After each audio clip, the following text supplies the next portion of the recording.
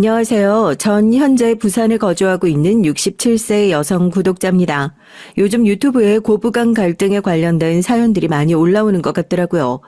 제 또래 분들이라면 누구나 다 공감하겠지만 내 자식에겐 아까운 것 하나 없이 좋은 것만 귀한 것만 주고 금이야 오기야 길러놨더니 부모 알길 우습게 하는 자식 같지도 않은 것들이 사연을 들을 때마다 얼마나 기가 차던지요. 저 역시도 얼마 전까지 내가 그동안 왜 뼈 빠지게 고생을 하면서 자식 봉양을 자처했었나 우울증까지 올 것 같았던 시절이 있었습니다. 그래도 아직까지 이 세상에 효라는 기본적인 예는 살아있구나 하는 일이 있어 이렇게 사연을 제보하게 됐어요. 자식 가진 부모 입장에서 며느리를 둔 시어머니 입장에서 한없는 공감과 위로 그리고 응원을 보내주시는 마음으로 없는 제주 글솜씨 들어주시면 고맙겠습니다. 고등학교 졸업하고 바로 시집을 오게 됐어요. 저도 한땐 꿈이라는 것을 꾸던 시절이 있었습니다. 아이들을 사랑으로 보듬어 가르치는 선생님이 되고 싶다. 진로를 적는 칸 안에 선생님이라는 세 글자를 설레는 마음으로 적어 내려가던 시절이 있었죠. 6남매 중에 큰딸로 태어나서 고등학교까지 나온 것도 지금 생각해보면 부모님의 사랑이 있었기 때문에 가능한 일이었던 것 같아요. 학교를 마치고 돌아오면 막내 동생 기저귀 갈아주기 바빴고 그렇게 바라던 선생님은 되지 못했지만 내 동생들 사랑으로 보듬어 키웠습니다. 6남매 키우느라 밤낮으로 일을 하는 부모님, 없는 살림에 자식만 왜 이렇게 많이 낳아놨냐, 왜 애 보는 일은 전부 다 큰딸인 내 차지냐 원망했었던 적도 단 한 번도 없었어요. 대학을 못 가고 시장에 소 팔려가듯이 학교 마치고 어린 나이에 시집갈 때조차도요. 그래도 식당하는 집이라서 평생 굶는 일은 없을 거다. 시아버지도 없고 시동생도 없어서 모실 식구 적으니까 그것도 네 복이다 생각하고 살아. 금순이 너 이름 지어준 할아버지가 네가 다른 건 몰라도 남편 복 자식 복은 있다고 했으니까.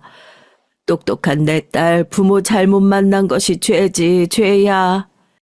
맨날 동생들만 챙기는 엄마가 그렇게 미웠었는데 큰딸 시집 보내면서 시집을 올 때 받아왔던 은수저며 금가락지며 나중에 막내 동생 대학 보낼 때 팔아 쓴다고 제 앞에선 그렇게 말했었던 친정엄마가 폐물까지 닥닥 긁어 내어주며 미안하다 우시는 것을 보고 마음에 조그맣게 남아있던 응어리가 전부 녹아내리는 것 같더라고요. 안 그래도 기우는 집안인데 홀 시어머니 모시는 집안으로 시집 보내면서 혹시라도 제가 그 집에서 가난한 집에서 시집 왔다고 기 못 펴고 살까봐 친정엄만 다른 것보다도 그게 제일 걱정이었나 봐요. 부모 자식 간에 신락 같은 미운 털은 있어도 평생 가는 응어리는 없구나 그때 알았습니다. 그렇게 저희 시집살이가 시작됐어요. 넌 친정에서 대체 뭘 배워왔길래 살림이 이 모양이야? 너 이렇게 할 거면 다시 네 친정으로 가라, 응? 차라리 내 아들 장가 한 번 더 보내고 사람들 손가락질 받는 게 낫지. 친정엄마가 그렇게 신경을 써줬어도 독한 시어머니 시집살인 결국 못 당해내더라고요. 시집 가면서 저희 친정엄마가 우스갯소리로 그랬어요. 넌 시아버지도 없고 시동생도 없고 시누이도 없고 그러면 시집살이가 반에 반반쯤 되지 않겠냐고요. 시어머니가 이 악물고 없는 사람들 목까지 다 긁어다가 시집살이를 시키더라고요. 아무리 집에서 동생들 돌보면서 집안 살림 다 했던 저지만 이제 막 고등학교 졸업해서 시집 와가지고 살림을 해봤자 뭐 얼마나 잘했겠어요. 새벽같이 일어나서 아침상 차려가지고 내가면 새 숟갈을 안 뜨고 트집을 잡고 숟가락을 집어던지고 날이 좀 추워져도 며느리 따뜻한 물 쓰는 게 아깝다고 옆에서 감시를 하고 계시던 분이었습니다. 그땐 그런 시집살이가 그냥 당연한 줄 알고 살았다니까요. 과부로 오래 사셔서 그런지 아들에 대한 집착은 또 얼마나 심하시던지 밤이고 낮이고 불러대는데 애가 제대로 들어서겠냐고요. 그러면 또 애 못 가진다고 툭하면 새 며느리 들이자고 그러시는 겁니다. 아마 제가 아니라 새 며느리가 들어와도 똑같이 하셨을 분이에요. 그렇게 결혼을 하고 10년 동안 시어머니 수발 든다고 간절히 원하던 애는 안 들어서고 살이 몇 킬로나 빠지고 하루는 스트레스 때문에 위가 꼬여가지고 퇴근한 남편이랑 셋이서 저녁을 먹고 있다가 그대로 눈이 뒤집어져서 쓰러졌어요. 병원에 누워가지고 밥도 제대로 못 먹고 있는데 시어머니가 찾아와가지고 의사한테 당장 퇴원시키라고 얘 여기 이러고 누워있으면 우리 집안 살림은 누가 하냐고 소리를 질렀다니까요. 이거 지금 집안일 하기 싫어서 순쇼하고 있는 거라니까. 아이고, 네가 이제 10년 살더니 아주 구렁이가 다 됐구나. 구렁이가 다 됐어. 이런 식으로 병원에 며칠 누워가지고 장깨 부리면 내가 사과라도 할 줄 알았냐? 어머니, 나도 이제 지긋지긋해서 못 살겠어요. 병원까지 오셔서 그게 할 소리예요? 이 사람 죽는 꼴 난 못 보니까 내가 그냥 어머니랑 영 끊고 살랍니다. 어머니 아들, 어머니가 내쫓은 거예요. 평생 자기 어머니한테 반항 한 번 안 하고 살았던 남편이 그때 버럭 화를 내면서 분가 선언을 해줬고 시어머니 병원에서 불려시 같은 게 집에 잘못 들어와서 부모 자식 인연 다 끊어놓는다고 뒷골 잡고 난리도 아니었어요. 속으로 생쇼는 대체 누가 하는 건지 모르겠다고 그렇게 생각했죠. 평소에 자기 어머니라면 끔찍하게 생각했었던 남편이었고 그러니까 제가 그 모진 시집살이 10년 동안 당하고 살고 있을 때도 방관자처럼 모른 척하고 있는 거라 생각했는데 그때 정말 무슨 바람이 불었는지 제가 병원에서 퇴원을 하기 무섭게 아파트를 얻어 분가로 하더라고요. 기분이 참 시원섭섭했죠. 이렇게 쉽게 끝날 수 있는 거 그동안 대체 왜 안 하고 살았나 하고요. 그동안 어머니 견디느라 많이 힘들었지. 나도 어머니 혼자 고생한 거 아니까 죄송스러워서 아무 말도 못하고 이러다 마시겠지. 나이 좀 더 드시면 나아지겠지 하고 참고 살았는데 당신 그렇게 쓰러지는 거 보니까 이러다 사람 잡겠다 싶더라. 그동안 내가 미안했어. 결혼하면 당신이 내 식구인데 그것도 모르고. 앞으로 어머니한테 오는 연락 절대 받지도 말고 전화번호도 다 바꿔놔. 남편이 아주 싹싹 빌더라고요. 제가 그렇게 쓰러지는 거 보고 진짜 딱 죽는 줄 알았다면서요. 그렇게 10년 만에 시댁으로부터 독립을 하게 됐었네요. 참 이게 사람 마음이라는 게 그렇게 중요한 건가 봐요. 10년을 그렇게 노력해도 들어설 기미조차 보이지 않았던 애가 분가하고 얼마 지나지 않아 딱 들어서더라고요. 애 생겼다는 소식 알고 나서 제가 먼저 남편한테 넌지시 얘기를 했죠. 그래도 시어머니께 말씀은 드려야 하지 않을까 하고요. 물론 미워 죽을 것 같았던 시어머니지만 그래도 누구보다 손주를 기다리셨던 분이기도 했고 시어머니 말씀처럼 제가 괜히 부모 자식 간의 인연 끊어놓는 건 아닐까 한편으로 마음이 무겁기도 했거든요. 하지만 남편은 단호했습니다. 여기서 우리가 굽히고 들어가면 어머니 변하는 것 없이 예전처럼 똑같이 돌아오실 분이라고요. 시어머니를 제가 잘 알겠어요. 평생 같이 살던 남편이 더 잘 알겠죠. 저도 군소리 안 하고 저희 친정에다가만 애가 졌단 소식 알리고 그렇게 있었는데 시어머니가 한 발 더 빠르셨어요. 평생 아들만 바라보고 사셨던 분인데 어디 집 하나 분가했다고 그렇게 빠르게 자기 자식 포기가 되셨겠어요. 아들 가지고 6개월쯤 됐을 때인가 누가 문을 두드리더라고요. 아니, 어머님 여긴 어떻게 알고 오셨어요? 왜? 어차피 니들 나가봤자 부산바닥인데 내가 설마 모르고 있을 줄 알았냐? 진철이 그놈 새끼도 그놈 새끼지만 너도 너지. 어떻게 우리 집안 핏줄을 배에다 품고 입을 싹 씻을 생각을 했단 말이야. 너 이 앞에 쓰레기 내놓은 것만 봐도 어떻게 사는지 빤히 보인다. 애가 졌다고 집안일은 아주 싹 다 내팽개치고 내 자식한테 다 밀어놓고 살고 있는 거 아니야? 그럴 거면 너 다시 집으로 들어와라. 내가 기회 주는 거야. 사람들이 그동안 그렇게 당하고 살아서 그런지 대문 앞에 시어머니 얼굴 보는 순간 진짜 애가 잘못될까 싶을 정도로 심장이 철렁하더라고요. 입덧이 한창 심해가지고 제가 쓰레기도 못 버려서 애기 아빠가 퇴근하고 집에 들어오면 쓰레기를 버려줘서 봉투를 꽉 묶어가지고 문 앞에다 내놨는데 무슨 트집을 잡고 싶으셨던 건지 바깥에 내놓은 쓰레기 봉투는 다 풀어헤쳐놓고 이것만 봐도 살림이 어쩌니 저쩌니 하면서 다시 집으로 들어오셔라. 그 소리를 하는데 예전에 시어머니 밑에서 무조건 예예 소리하면서 고개 숙이던 땐 저도 뱃속에 애가 없을 때잖아요. 여잔 약해도 엄마는 강하다고 다다다 쏘아붙이는 시어머니 얼굴 보니까 내 애 지켜야겠다는 생각이 먼저 앞서더라고요. 힘으로 밀고 들어오시려는 시어머니 집 안으로 못 들어오시게 문 막고 그랬어요. 안 간다고요. 어머니, 여태까지 어머니 아들 그렇게 끼고 사신 걸로는 만족이 안 되세요? 그럼 어머니 아들만 데려가세요. 제 아들은 못 데려가요. 제 아들은 여기서 저 혼자서라도 키울 거니까 어머니 아들이나 데려가세요. 뭐? 야, 그게 왜 네 아들이야? 내 손주야. 박씨 집안 핏줄이지. 이게 어디서? 얘가 왜 박씨 집안 핏줄이에요? 내 뱃속에서 내가 기른 내 자식이에요. 다신 찾아오지 마세요. 한 번도 그렇게 대든 적 없었던 며느리가 바락바락 대드니까 기가 막히셨겠죠. 시어머니 팩 밀치고 문을 쾅 닫아버렸습니다. 숨이 가빠오는데도 순간 잘했다는 생각밖에 안 들더라고요.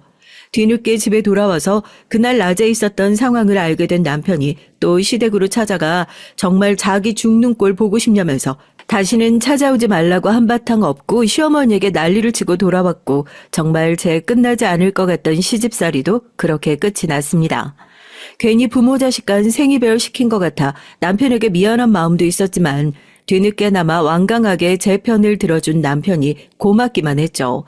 여튼 제가 그런 혹독한 시집살이를 당한 경력이 있어서 그런 건진 몰라도 아들을 낳고 나서 눈앞에 아들 예쁜 것도 예쁜 거지만 남편한테 옛날부터 그런 얘기 참 많이 했었던 것 같아요. 내가 며느리를 들이면 내가 나중에 시어머니가 되면 하는 소리요.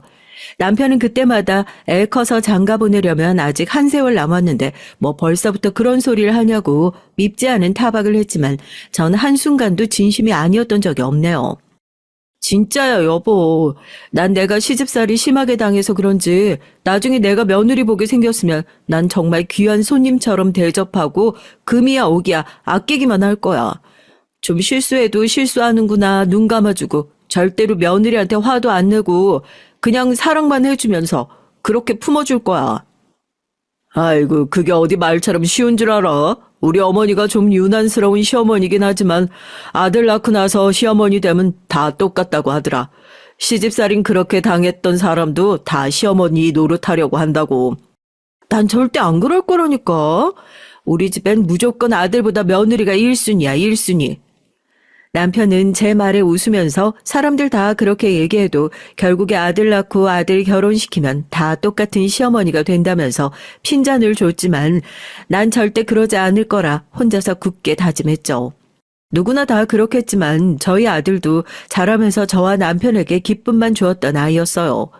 고된 시집살이를 견디고 품에 안게 된 아이였으니 저한텐 조금 더 특별한 마음도 있었는데다가 누굴 닮았는지 모르겠지만 어렸을 때부터 부모님 속을 그렇게 잘 헤아려 주던 아이였거든요. 갓난아기 때부터 제가 드라마 보면서 울고 있으면 그 조그만 애가 제 얼굴 빤히 들여다보고 있다가 자기도 눈물이 그렁그렁해져선 휴지를 들고 와가지고 제 앞에서 자리를 잡고 앉아서 울지 말라고 제 손을 잡고 휴지를 뜯어주는 겁니다. 그 조그만 애가 뭘 안다고요. 아들이라면 다 겪는 사춘기도 조용히 잘 지나갔고 전 사실 꽤나 복받은 엄마였죠. 아들 가진 엄마들은 아들이랑 거의 혈투 아닌 혈투를 벌이느라 우악스러워지기 십상인데 전 아들 둔 엄마치곤 순하고 착한 아들 덕분에 굉장히 우아한 하루하루를 보냈거든요. 딱 하나 아쉬운 점이 있다면 남편이 일찌감치 세상을 떠났던 거요. 당신 그렇게 결심하는데 어디 나중에 아들 장가 보내고 시어머니 노릇 하는지 안 하는지 한번 보자 했던 남편은 아들 장가 보내는 것도 못 보고 갑작스러운 지병으로 세상을 떠나게 됐고 그때도 제 옆에서 말없이 곁을 지켜주었던 건 오로지 아들뿐이었습니다. 이제 이 넓은 세상에 남아있는 것이 아들과 저 딱 둘뿐이라 생각을 하니 기분이 참 싱숭생숭하더라고요.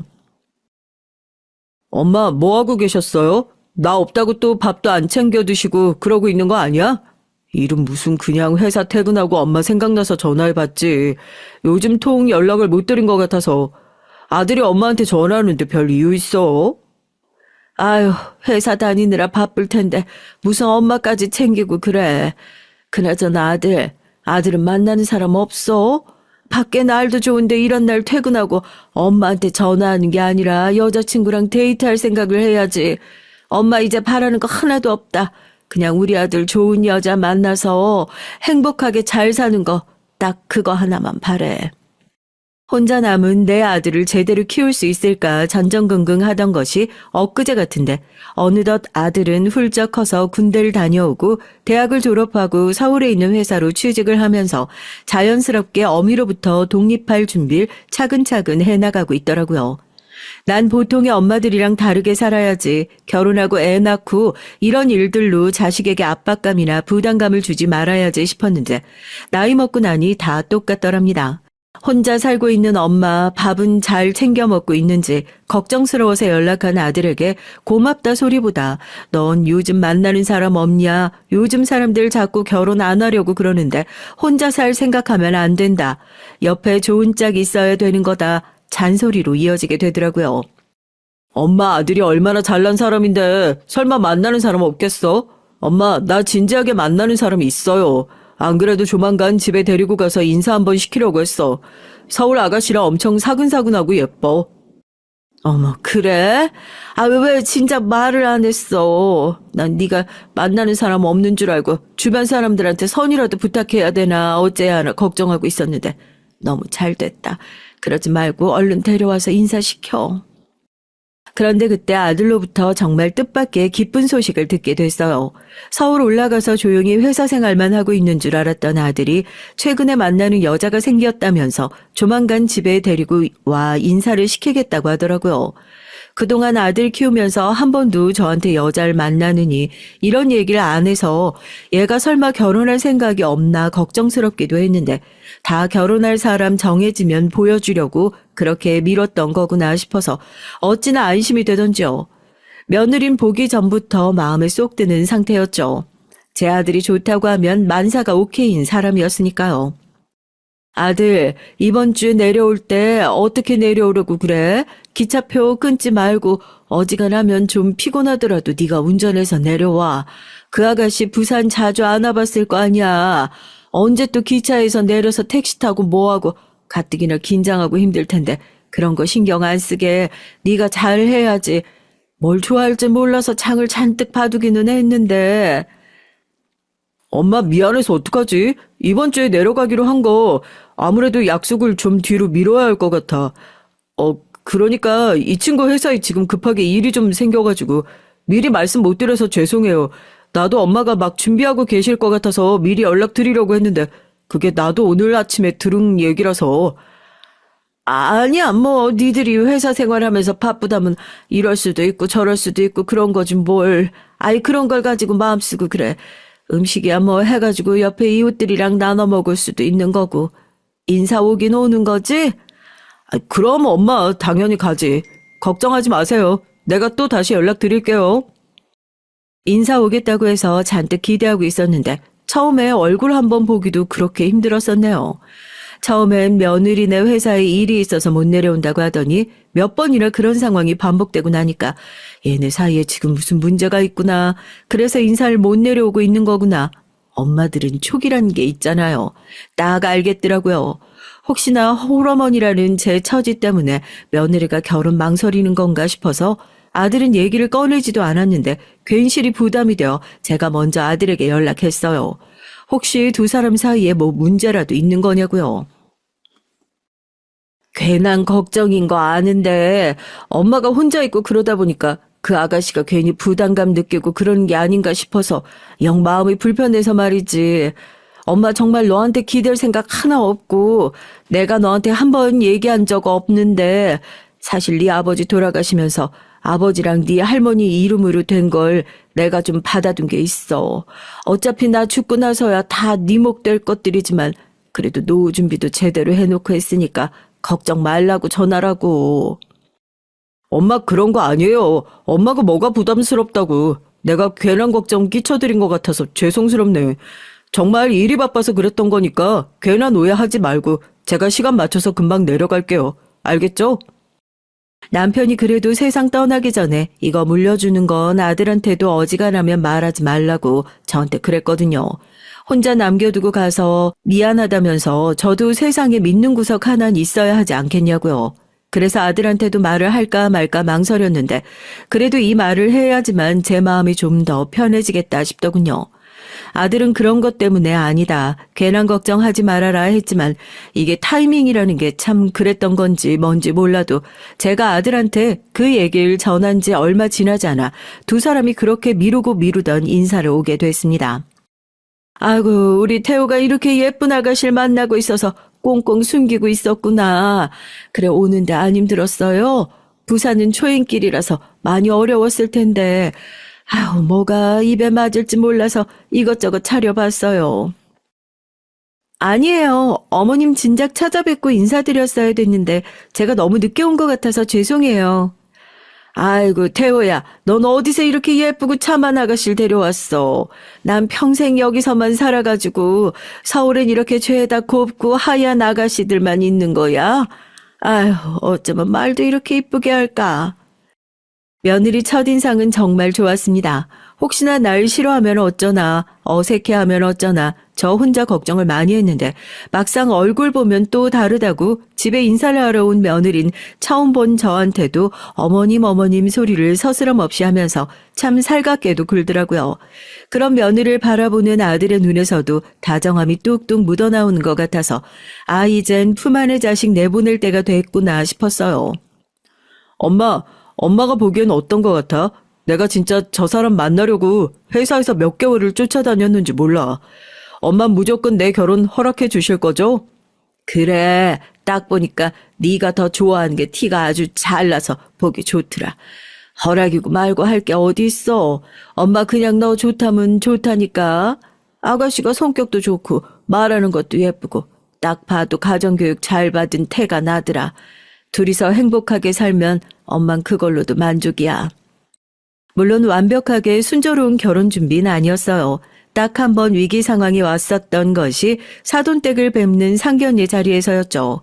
결혼 이후에 제가 며느리에게 꼼짝하지 못하는 시어머니가 됐던 것도 어떻게 보면 다 그 자리 때문이었던 것 같습니다. 사돈댁을 처음 만나는 자리라 어찌나 긴장이 되던지요. 마른 침을 꼴딱꼴딱 삼키면서 뭐 보통의 상견례 자리가 그러듯이 덕담을 나누고 혼순이 예물이니 꼭 필요한 얘기들이 오가고 있는데 식사를 하던 안사돈께서 갑자기 숟가락을 딱 내려놓으시더니 한 말씀 하시는 거예요. 애들 잘 살게 놔두심이 좋겠다고요. 처음엔 무슨 뜻으로 저런 소리를 하는 건가 못 알아들어서 어안이 벙벙했죠. 솔직히 전 처음에 얘기 들었을 때 그렇게 내키지만은 않았어요. 딸이 없어서 제 마음 다 이해 못하시겠지만 꼭 모시고 사는 것이 아니라고 해도 홀어머니 있는 집에 딸 보내면서 마음 안 졸일 엄마가 어디 있겠습니까? 그래도 노후 준비도 잘 되어 있고 걱정할 정도 아니라고 해서 저도 눈 한번 딱 감는 심정으로 딸 내어드리는 거예요. 저 정말 우리 딸 귀하게 키웠습니다. 시집살이니 뭐니 그런 거 없었으면 좋겠어요. 아유, 안사돈 무슨 뜻으로 말씀하시는 건지 제가 더 잘 이해합니다. 왜 모르겠어요. 당연히 마음이 편치만은 않으시겠죠. 그런데 정말로 그런 걱정 안 하셔도 됩니다. 제가 주연이 처음에 저희 집에 인사하러 왔을 때 속으로 그랬어요. 난 무조건 우리 집에서 며느리가 1등이다 하고요. 이런 자리에서 꺼낼 소리는 아니지만 저도 시집살이 호되게 당하고 고생했던 사람이라서 젊을 때부터 며느리 들이면 절대로 시집살이에 시자도 안 나오게 잘 대해줘야지 그렇게 생각했던 사람이에요. 걱정 안 하셔도 됩니다. 그래, 엄마. 우리 어머님이 나 갈 때마다 얼마나 잘해주시는데 시집살이 시키고 그러실 분 아니니까 괜히 상견례장 분위기 이상하게 만들지 마요. 어머님 그렇게 앞뒤 꽉 막힌 분 아니야. 기분이 상할 수도 있었지만 솔직히 딸 가진 부모 입장에서 누구나 다 할 수 있는 걱정이라고도 생각을 했고 괜한 걱정은 아니다 싶어서 저도 잘 알아들을 수 있게끔 말을 드렸고요. 제 얘기를 들으신 사돈 내외도 그제야 마음이 좀 누그러진 것 같더라고요. 그렇게 제 오랜 숙제였던 아들 결혼을 무사히 마치게 됐습니다. 결혼 후에도 아들과 며느리의 얼굴을 보는 건 쉽지 않았어요. 이런 마음을 가지고 있으면 못된 시어머니일지도 모르겠지만은요. 친정 식구들, 시댁 식구들도 그렇게 많지 않아 명절에 차례 지내는 것도 그냥 동네 시장에서 전 부친 거 사와 간소하게 하는 정도였는데 이거라도 할 걸 그랬나 싶더라니까요. 이런 특별한 행사가 아니면 아들 며느리 얼굴 보기가 워낙 힘드니까요. 두 사람 다 회사 다니느라 바빠서 그렇다는 걸 알면서도 원래 결혼 전엔 그랬던 애가 아니니까 저도 모르게 자꾸만 서운한 마음이 드는 건 어쩔 수가 없더라고요. 한 번도 아들과 말다툼이 있었던 적이 없었는데 오히려 결혼을 하고 나서 크든 작든 투닥거리는 일들이 하나둘씩 생기기 시작했습니다. 그리고 그 중간엔 탓을 하고 싶은 건 아니지만 항상 며느리가 있었고요. 엄마, 혹시 주연이한테 전화했었어요? 내가 뭐 특별한 일 아니면 먼저 전화 안 했으면 좋겠다고 말씀드렸잖아요. 아니면 시간을 좀, 너무 이른 아침이라 늦은 저녁에 전화하지 말라고 지난번에도 그랬는데. 아니, 그러면 내가 너네 회사 있을 때 전화 통화를 할 수 있는 것도 아니고, 그때 아니면 언제 하란 말이야? 지난번엔 점심시간 맞춰서 전화하니까 회사에서 업무에 집중하기도 바쁜데 퇴근하고 전화하면 안 되냐면서. 전화 한 번 하는 것도 이렇게 눈치 보면서 장단을 맞춰야 하니? 해도 너무한다 진짜. 아니 엄마 제 얘긴 그런 말이 아니잖아요. 전화한 것도 다 니들 편하라고 한 거 아니야. 아버지 길에도 못 내려온다고 그러기에. 그래 그러면 나중에 둘이 시간 될 때 낙골당이라도 같이 가라. 그것도 니놈 자식 전화 안 받아서 주연이한테 정말 몇 달 만에 한 통 했다. 그게 그렇게 마음에 안 든다니? 그렇게 시댁 꼴도 보기 싫어서 결혼을 어떻게 했어? 나는 엄마가 그런 일로 전화하신지도 몰랐지. 죄송해요. 내가 괜히 오해를 해가지고. 그런데 엄마 주연이가 뭐라고 한 거 아니야. 그냥 내가 지레 짐작으로 한 소리예요. 괜히 오해하지 마시라고요. 팔은 안으로 굽는다고 아들은 장가가고 난 이후로 맨 며느리 편만 들은 것 같고 이 나이 먹어서 유치하게 편가르게 해서 싸우자는 건 아니지만 그래도 서운한 마음을 감출 수가 없더라고요. 애들이 워낙 바쁘고 거리가 있으니까 애가 집에서 살림만 하는 것도 아니고 두 사람 다 회사 생활하고 있으니까 그래서 1년에 한두 번 겨우 얼굴 볼까 말까 하더라도 전화는 툭 하면 받지 않고 돌려버리기가 일쑤여도 아쉬운 내색 한 번을 안 했어요. 처음에 인사 올 때까지만 하더라도 어머님 소리를 하면서 살갑게 달려들던 며느린 결혼을 하자마자 언제 그랬냐는 듯이 찬바람 쌩쌩 부는 남보다 못한 사이가 됐죠. 며느리가 부담스럽기라도 할까봐 전화를 하고 싶은 마음도 만나고 싶은 마음도 최대한 눌러 참고 있었던 전 그야말로 낙동강 오리알이 된 것 같았습니다. 엄마, 주연이 임신했대요. 그래서 애가 그렇게 요즘 예민했었나 봐. 우리 엄마 곧 할머니 되겠네. 엄마도 나 가졌을 때 이랬어요? 아직 입덧 시기도 아닌 것 같은데 집에서 냄새나서 밥을 못 먹겠대. 뭐? 그게 정말이야? 아이고 축하할 일이다. 정말 사돈들한테 연락했고 그리고 이러고 있을 때가 아니지. 주연이 얼굴도 볼 겸 반찬이랑 좀 해가지고 엄마가 한번 올라갈게. 다른 건 몰라도 주연이가 우리 집에 오면 내가 해준 동치미는 잘 먹었거든. 체할 때 먹으면 속이 쑥 내려간 것 같다면서. 그거 해주면 잘 먹을 거다 아마. 그러던 중 며느리의 임신 소식을 듣게 됐어요. 애가 그래서 그동안 더 예민하게 굴었던 건가 싶기도 해서 마음에 조금 남아있던 응어리가 눈 녹듯이 사라지더라고요. 반가운 마음에 집에서 이것저것 해가지고 급하게 서울로 올라갔습니다. 며느리가 아니라 정말 내 딸 같은 존재라고 생각하고 있었고 입덧 때문에 밥도 제대로 못 먹고 있다는 소리를 들으니까 입에 맞는 걸 빨리 찾아서 뭐라도 먹여야겠다 싶은 생각뿐이었거든요. 그냥 전화 한 통만 하시면 되지 뭘로 서울까지 올라오셨어요. 어머님 힘드신데. 이거 다 반찬이에요? 저희 집 냉장고도 작아서 다 들어가지도 못하는데 먹다가 다 못 먹으면 버리던가 해야죠 뭐. 정리도 일인데 참. 정리할 거 하나 없다. 내가 다 정리해가지고 가지고 온 거라서 그냥 통 그대로 냉장고에 넣기만 하면 돼. 그래 얼마나 고생했어. 그동안 애 갖는다고 그렇게 노력을 하더니만 병원은 다녀와 봤고 어디 다른 데 안 좋은 데는 없다고 하든 내가 산모한테 뭐 좋을지 몰라서 미역이랑 영양제랑 좀 사왔다. 병원에서 그냥 스트레스 받지 말고 관리 잘 하라고 하더라고요. 기쁜 마음으로 한달음에 올라간 아들네 집이었는데 어째 며느린 저를 영 불편해하는 눈치였습니다. 처음에 내가 임신 중이라서 좀 예민한 구석이 있어 그런가 싶었는데 아들이 저녁은 힘드니 나가서 외식을 하자 그러니까 며느리가 자기는 속 안 좋아서 안 나가고 싶다 딱 잘라서 말하는 거 보고 내가 불편해서 그러는구나 싶더라고요. 저녁은 무슨 저녁이야. 얼굴 보고 축하해줬으면 됐지. 나도 그러려고 온 거다. 아니 엄마 그래도 부산에서 서울까지 오셨는데 저녁은 같이 드셔야지. 여보 좀... 아들의 눈치에 못 이겨서 며느리도 나가는 것 같았고 식사 자리가 얼마나 불편했는지 몰라요. 쟤는 내가 뭐가 저렇게 마음에 안 들어서 그럴까. 오기 전에 전화로 허락이라도 받고 와야 하는 건가. 그렇다고 하기엔 올라가겠다 아들에게 미리 얘기도 다 했는데 대체 문제가 될 게 뭐가 있나 싶고 별의별 생각이 다 들더라고요. 이런 생각까진 안 하려고 했지만 내가 낳아놓은 내 아들인데 내 아들 집에 오는 건데 이렇게까지 눈치를 봐야 할 필요가 있나 생각이 거기까지 가니까 저도 감정적으로 기분이 많이 상하더라고요. 그래도 어렸을 때부터 제 얼굴 빤히 들여다보고 자기 엄마가 무슨 생각하고 있는지 귀신같이 맞추는 아들이 옆에 있어서 그런지 제가 기분이 상했다는 걸 바로 알아차린 것 같았습니다. 식사가 끝나고 전 당연스럽게 역으로 가겠거니 했는데 아들이 먼저 저한테 여기까지 오느라 피곤하셨을 텐데 집 구경도 좀 더 하고 하루 자고 가는 게 어떻겠냐고 하더라고요.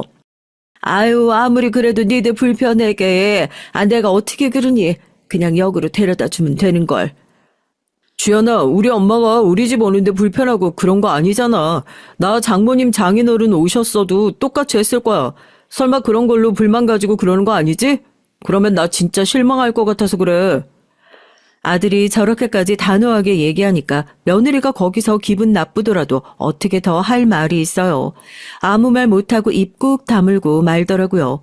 내가 정말 아들네 집에서 하루를 자고 가도 되나 싶다가도 아들이 그렇게 며느리 앞에서 자기 엄마 편을 들어줄 것이 고맙기도 하고 그래도 내가 자식을 영 잘못 키우진 않았구나 싶어서 괜시리 뿌듯하고 그러더랍니다.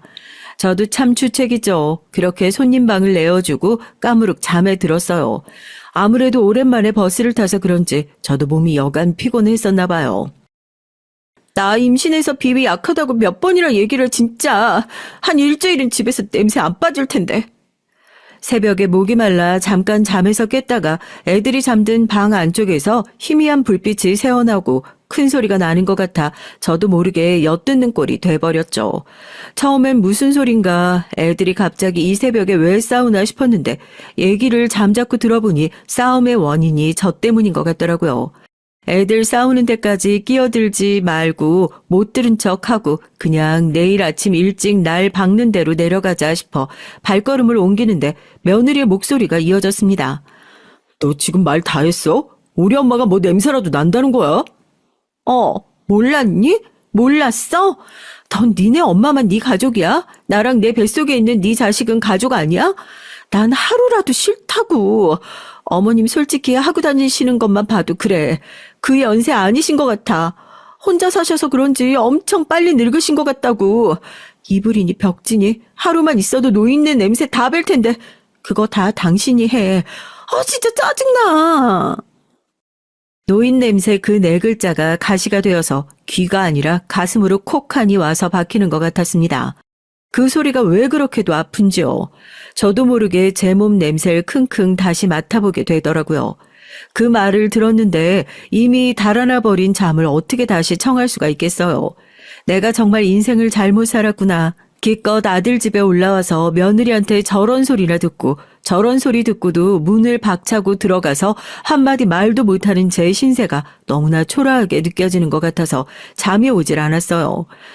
애들 자는 걸 확인하고 조용히 세탁실에 가서 제가 쓴 침구 다 빨고 건조기까지 돌려두고 아들이 걱정할까 싶어 문자 한 통을 남겨두고 첫 차 타고 내려왔어요. 집안에 급한 일이 생각나서 먼저 내려가 보겠다고요. 침구를 다 빨고 건조기까지 돌려놓은 걸 보면 어제 그런 얘기를 들어서 내가 그랬나 보다 추측이라도 했을 텐데 죄송하다는 아들의 문자 외에 며느리한텐 연락 한 통이 오질 않더라고요. 무작정 잘해줘야겠다 싶었던 제 마음을 이렇게 돌려받을 수 있는 건가 싶어 참 기분이 씁쓸했습니다. 며느리에게 받은 상처와 충격, 그리고 옆에서 그 모습을 뻔히 보면서도 한마디 거들지도 못하는 아들의 모습을 보면서 이제 이 가족이라는 울타리 속에 내가 끼일 자리는 없구나, 그런 생각이 들었던 것 같아요. 안 그래도 눈치 보느라고 잘하지 못했던 연락, 이젠 제 쪽에서 완전히 끊어버리게 됐습니다. 나이 들면 기쁜 일보단 서러운 일들이 더 많이 생긴다고 하더니 제가 딱 그 꼴인 것 같더라고요. 아유, 그래. 애 하나 보려고 니네가 그동안 그렇게 고생한 거 생각하면 정말 고생했다, 고생했어. 주연아, 내가 애 키워보니까 알겠더라고. 아무리 힘들어도 자식 얼굴 보면 피로가 싹 내려가고 그게 사는 건가 싶어. 주연아, 조리원 비용도 엄마가 다 내주셨어. 감사하다고 해야지. 결국 먼저 연락을 하게 되는 건 아쉬운 쪽이었습니다. 손주 낳을 때가 다 됐는데도 이러다가 정말 손주 얼굴 코빼기도 못 보겠다 싶어서 제가 먼저 아들에게 산후조리원은 엄마가 대줄 테니까 걱정하지 말라고 연락을 했고, 생전 감사하다 뭐하다 그런 소리 입에 안 달고 살던 며느리도 제가 뭔가 해준다고, 돈을 지원해준다고 그런 소리만 나오면 냉큼 감사하다 소리 하더라고요. 손주 얼굴 보고 싶으면 돈 내라는 소리로 저한테는 꼭 들리더라고요. 산후조리원 비용까지 다 내줬으니 적어도 지난번 집에 갔을 때처럼 눈치 보는 일은 없더랍니다. 마음이 편안하면서 한편으로는 기가 막혔어요. 며느리 대접하면서 산다고 그랬지 이렇게까지 눈치 볼 일인가 싶어서요. 그렇게 대충 며느리랑 손자 상태 보고 내려오고 나서도 제 외로운 생활을 계속됐습니다. 주연아, 많이 바쁘니? 내가 아침에 연락을 했는데 못 본 것 같아서 내가 태호한테도 우리 재환이 사진이나 동영상 있으면 좀 보내달라고 얘기를 했는데 애가 아무래도 까먹은 모양이다. 네가 안 바쁠 때 몇 장만이라도 좀 보내주지 그러냐. 나도 동네 사람들한테 손주 생겼다고 자랑도 좀 하고 싶고. 어머님, 요즘 애기 사진 그렇게 남들한테 함부로 보여주고 다니면 안 되는 거 모르세요? 그러다가 사람들이 나쁜 데다가 우리 재환이 사진 써먹기라도 하면 어쩌시라고 그래요? 아니, 다른 사람들 보니까 사진이며 동영상이며 잘만 보내주던데 너만 왜 그러니? 아니, 네가 재환이를 데리고 내려오는 것도 아니고 너네 귀찮을까 봐 그냥 사진 몇 장 보내달라는데 그것도 귀찮고 하기 싫어. 아들 며느리 얼굴 보기도 그렇게 힘들었는데 손주 얼굴 한번 보긴 얼마나 더 힘들었겠어요. 그래도 하나밖에 없는 손주고 제 첫 손주인데 얼마나 보고 싶었겠어요. 얼굴 보러 가자니 그때 그 일이 생각나서 영 찜찜하고 애들 귀찮을까 싶어서 사진이나 영상이라도 좀 보내달라 그러니까 뭐가 그렇게 바쁜지 그것조차도 안 보내주려고 그러더라고요. 솔직히 그날 아들 집에 말도 없이 올라갔던 건 홧김도 있었습니다. 대체 뭐가 그렇게 바쁘고 잘나서 그러나 아무리 내가 잘 대해주겠다, 며느리를 귀한 대접하겠다 말은 했지만 그게 자기 시어머니를 무시하란 뜻은 아니지 않습니까? 이러다가 손주도 제가 할머니인 걸 까먹고 살겠다 싶어서 말도 없이 서울로 가는 표를 끊어 아들네 집으로 향했어요. 며느리가 육아휴직이니 뭐니 회사에 휴직계 내고 집에서 손주들 돌보고 있다는 걸 미리 알고 있었고 이대로 올라가면 손주 얼굴 한 번은 볼 수 있겠구나 싶었거든요.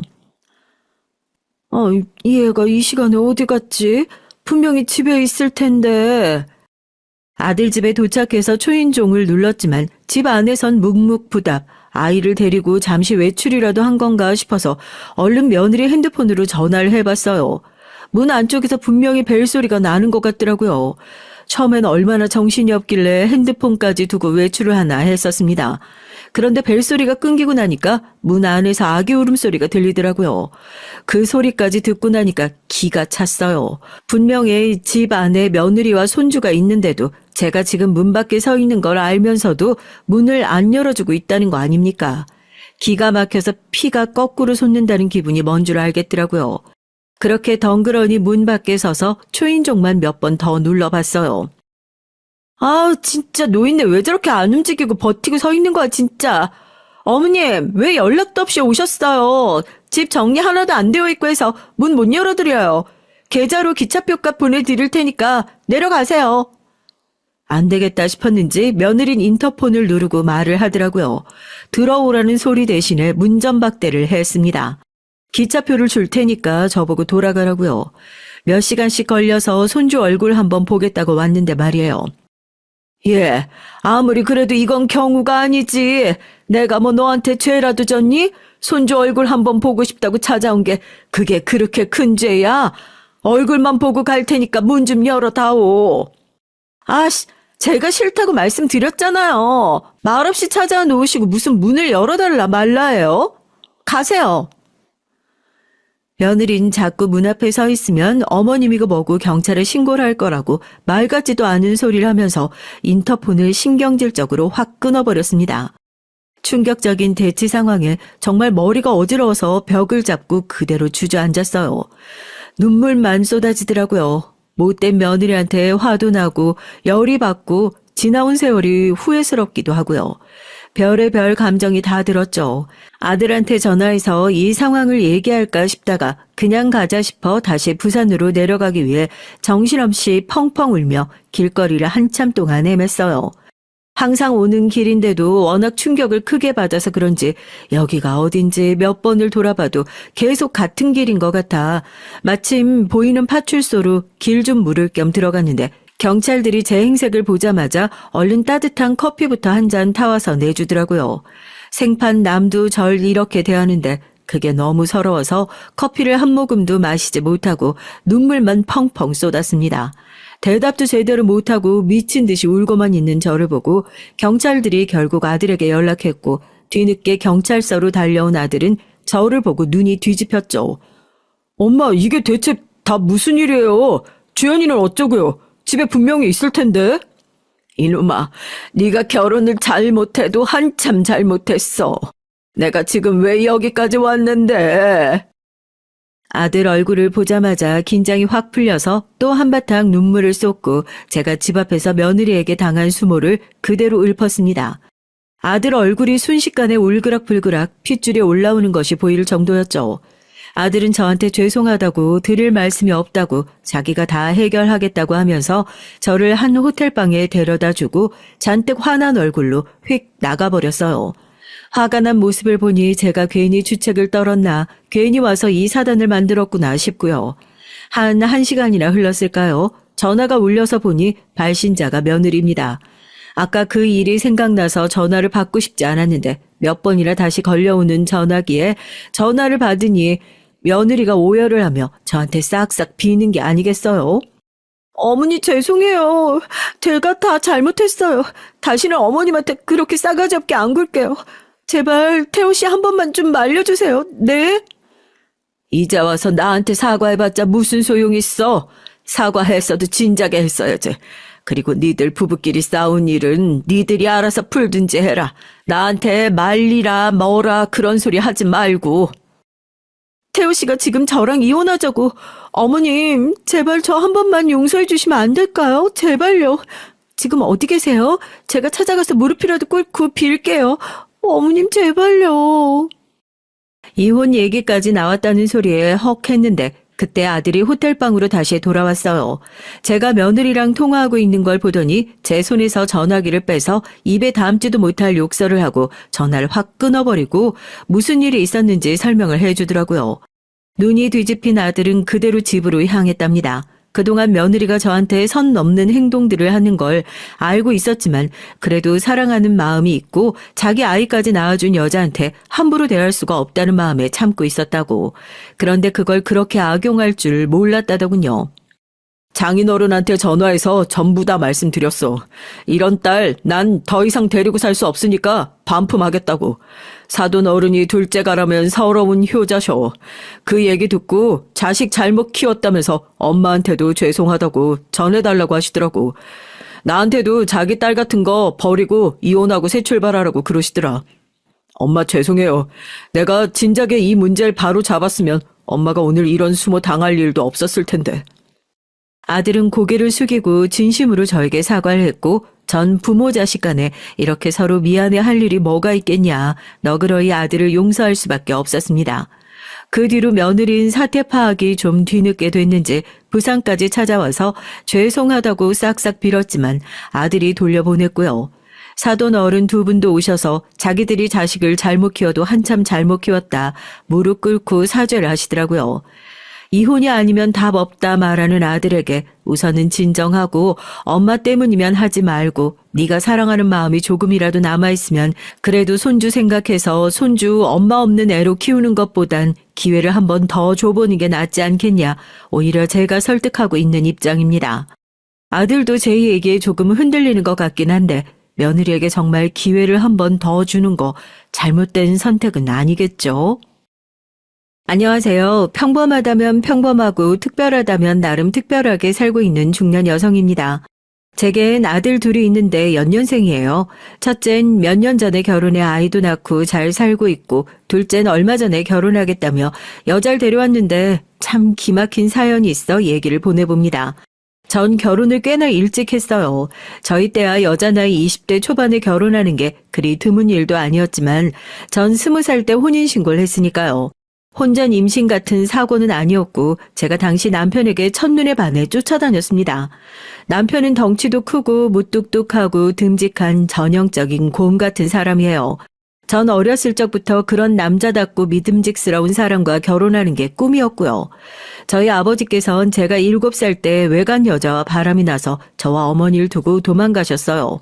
어머니께서는 당시 동생을 임신 중이셨는데 마음고생 몸고생을 심하게 하느라 결국 유산을 하셨습니다. 그 뒤로 어머니와 저 둘이서 정말 힘든 시간을 보냈어요. 요즘도 여자 혼자 애 키운다고 하면 곱게 보지 않는 시선들이 많잖아요. 요즘 같은 시대에도 그런데 당시엔 오죽했겠습니까? 남편이 바람나서 도망간 건데도 세상 사람들은 저와 어머니에게 손가락질을 했죠. 여자가 얼마나 남편을 쥐잡듯 잡았으면 얼마나 내조를 못했으면 여자가 못했으니 남자가 떠났겠지. 저렇게 독하니 혼자서 애들 키우지. 억울했지만 속내를 털어놓고 기댈 곳 하나 없었고 어머니와 전 오직 서로에게 의지하며 버텼습니다. 그럴수록 저와 어머니를 두고 떠나가신 아버지에 대한 원망은 점점 커져갔어요. 아버지가 원망스러울수록 정상적인 가정에 대한 갈망도 커져갔고요. 그때부터 나는 꼭 장래에 아버지같이 못난 남자 말고 부인과 아이를 끝까지 책임질 수 있는 믿음직한 남자를 만나야겠다라는 생각을 해왔습니다. 그렇게 20살이 됐지만 만난 남편에게 전 첫눈에 푹 빠져버렸어요. 당시 남편은 저와 9살 차이가 났고 곧 30줄에 접어드는 나이였죠. 남편은 처음 회사에 들어가 어리버리 연신 실수를 남발하는 저를 묵묵하게 챙겨줬고 저는 그런 남편이 참 듬직하고 멋져 보였어요. 남편은 원래 9살이나 차이 나는 절 전혀 이성으로 생각하지 않았었는데 제가 하도 결혼해달라고 졸음에 쫓아다니니까 10번 찍어 안 넘어가는 나무 없다고 결국 백기를 들게 됐습니다. 20살 이제 막 회사 다니기 시작할 나이였으니 모아놓은 돈은 당연히 없었고 남편 또한 공부를 오래 했던 사람이라 지갑 사정이 넉넉하지 않았어요. 저희 둘은 상의하에 결혼식을 생략하기로 하고 살기로 했습니다. 여자라면 다들 하얀 웨딩드레스와 값 나가는 결혼 반지에 대한 로망이 있기 마련이지만 당시 전 그런 것보다도 힘들 때 마음 기댈 수 있는 든든한 남편이라는 존재가 필요했던 것 같아요. 그렇게 남편과 전 좁은 단칸방에서 신혼생활을 시작했습니다. 비록 형편은 그저 넉넉하지 않았지만 전 몹시 행복했어요.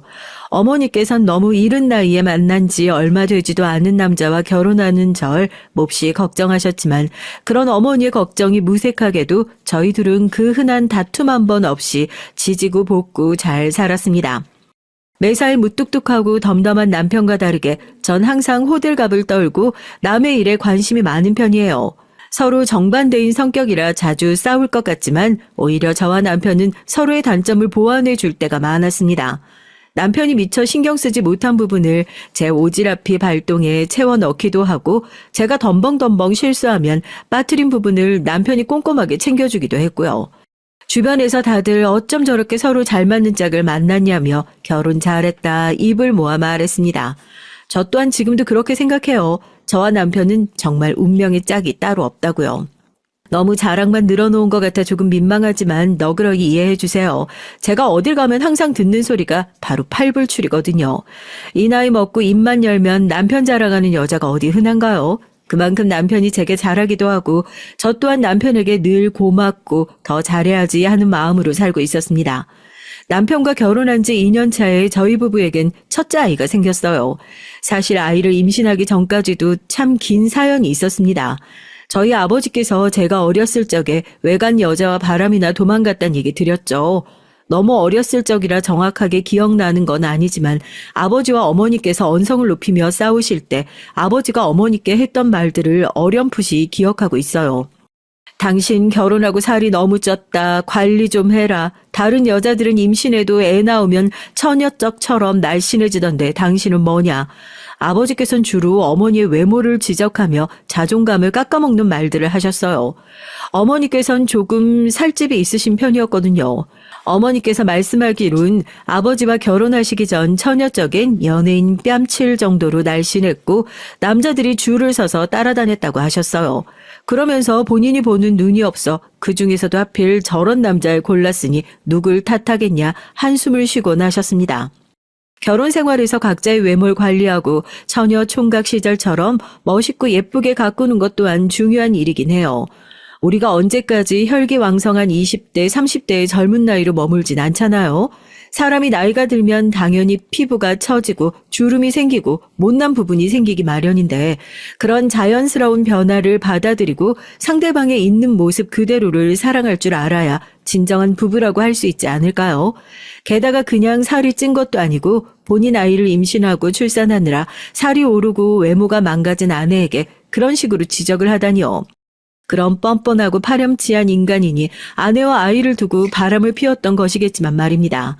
어찌됐든 그런 행동과 생각이 잘못된 것임을 분명히 알고 있으면서도 저도 모르게 불안한 마음을 가지게 되는 건 어쩔 수가 없었어요. 혹시 제 남편도 나중에 제가 살이 찌거나 외모가 못나지면 절 두고 다른 여자를 몰래 만나는 게 아닐까. 아버지가 저와 어머니를 두고 도망가신 것처럼 도망을 가버리는 게 아닐까. 그런 사람이 아니라는 걸 알고 있으면서도 저도 모르게 걱정이 되더라고요. 그래서 점점 제 외모를 가꾸는 일에 집착하게 됐고 남편에 대한 의심도 날이 갈수록 커지게 됐습니다. 사실 당연한 말이지만 제 외모가 그리 잘난 편은 아니에요. 그냥 어디서나 볼 수 있는 평범한 여자고 외모를 가꾼다고 가꿔봤자 연예인들처럼 입이 떡 벌어질 정도로 예뻐질 수도 없습니다. 남편도 제가 예뻐서 제 외모를 보고 결혼한 게 아니었고요. 그렇지만 불안한 마음은 어쩔 수가 없었습니다. 회사에 새로 온 여직원이 저보다 어리거나 피부가 좋아 보이면 그날 밤을 새서 오이로 팩하고 다른 여직원들이 새로운 헤어스타일을 하고 오면 새로운 립스틱이나 하나 더 사서 바르고 남편은 그런 저를 보며 그렇게까지 하지 않아도 충분히 예쁘다. 당신이 어떤 모습이든 다 사랑한다. 안심시켜주려 노력했지만 아무런 소용이 없었습니다. 남편이 조금이라도 다른 여자에게 친절하거나 예전과 달리 모습을 보이면 나에 대한 애정이 식은 건가 하는 불안감이 차올랐어요. 보통 연애 땐 상대방에게 잘 보이기 위해 조금 더 행동 거지에 신경을 쓰기 마련이잖아요. 남편도 마찬가지였고 연애 때와 신혼 땐 항상 제게 하나부터 10까지 다 맞춰줬다면 시간이 흐를수록 그런 모습들이 조금씩 사라지기 시작했어요. 그래봤자 그리 큰 문제는 아니었습니다. 기껏해야 매일 마중 나오던 것이 이틀, 3일에 한 번으로 줄어들고 매번 맛있는 걸 제 접시에 먼저 놓아주던 사람이 어쩌다 한 번씩은 본인 것을 먼저 챙기고 그리 예민하게 받아들일 일도 아니었지만 아버지의 부재로 인한 상처가 제 마음 깊은 곳에 무의식적으로 남아있었던 건지 저도 모르게 날카롭게 굴게 됐어요. 더 이상 당신 눈에 내가 매력적이지 않냐, 예쁘지 않냐, 다른 여자가 생긴 거냐, 틈만 나면 쏟아내는 투정과 질투, 의심들에 항상 무덤덤하던 남편마저 점점 지친 티를 내기 시작했습니다. 어느 날은 저를 앉혀놓고 9살 어린 여자 데리고 살기를 결심했을 때부터 어느 정도 각오했던 부분이지만 이건 좀 심한 것 같다며 도대체 본인이 어떻게 해줘야 그런 행동들을 멈출 거냐 물어오더라고요. 저 스스로도 이런 행동이 잘못됐다는 걸 알고 있었고 몹시 고치고 싶은 마음이었지만 쉽게 답을 내릴 수가 없었습니다. 결국 남편은 저와 상의를 한 끝에 아이를 가지기로 했어요. 사실 전 결혼을 일찍 하고 싶었지만 굳이 아이를 낳고 싶다는 생각은 하지 않았거든요. 앞서 얘기했듯 아이를 낳으려면 임신을 해야 되고 대부분의 여자들이 임신을 하면서 몸이 망가지고 처녀적처럼 외모를 관리하기 힘들어지니까요. 왜 그런 말도 있잖아요. 아이를 출산한 후론 부인이 여자가 아니라 동료로 보이게 된다는 우스갯소리요. 누군가에겐 그저 우스갯소리일 수 있지만 여자들에겐 나름대로